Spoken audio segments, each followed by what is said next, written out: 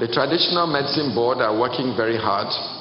They're trying to look for two things. They're trying to look for dietary supplements that are proven to be supportive of you building your immune system. So we're looking for food items that increase your vitamin D, increase your zinc, increase vitamin C, increase your calcium, which have been established by research that if you are short of these vitamins or these minerals, that the infection will have probably a higher rate of causing illness in your body.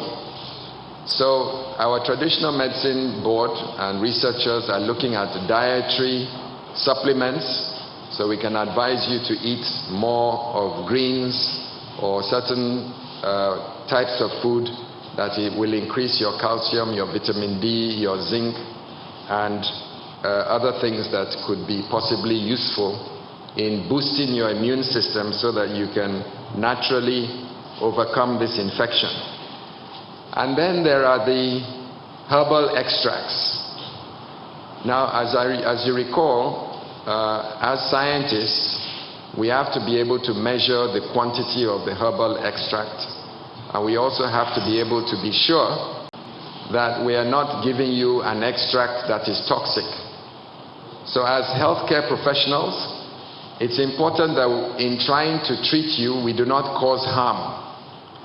So we are very particular that the traditional medicine practitioners are able to prove to us in the Ministry of Health, and of course to you as the people of Lagos, that we're not going to expose you to something that will cause you harm in an attempt to treat your COVID.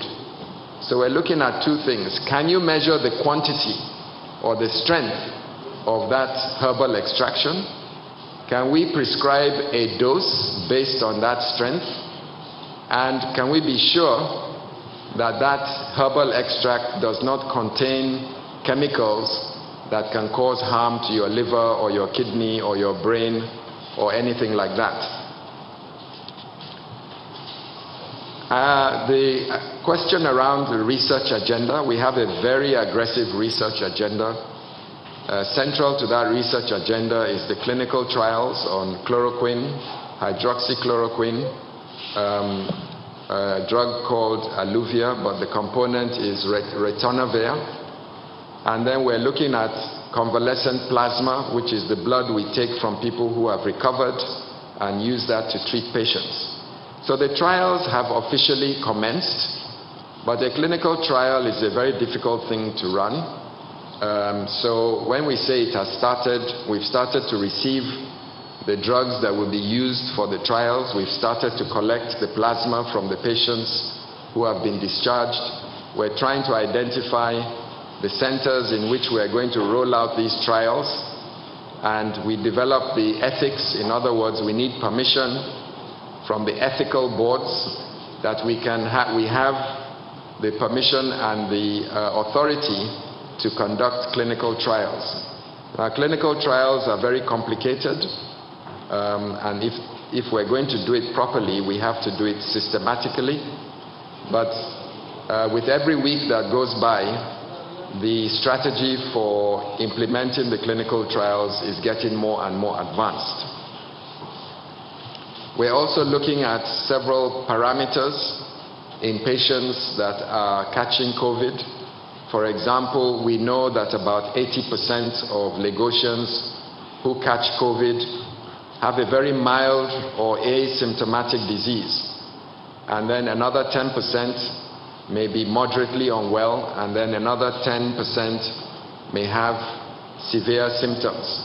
So we're trying to understand what is the difference between those that have a mild disease and those that have a moderate disease and those that get critical disease patterns with severe breathlessness, which most of the time or much of the time can lead to death.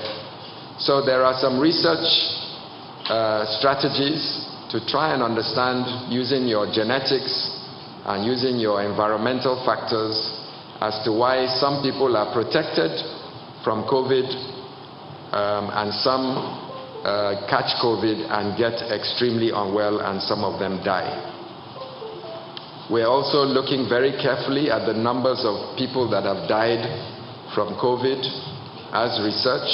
We're trying to understand what are the common denominators amongst those people who have succumbed to COVID.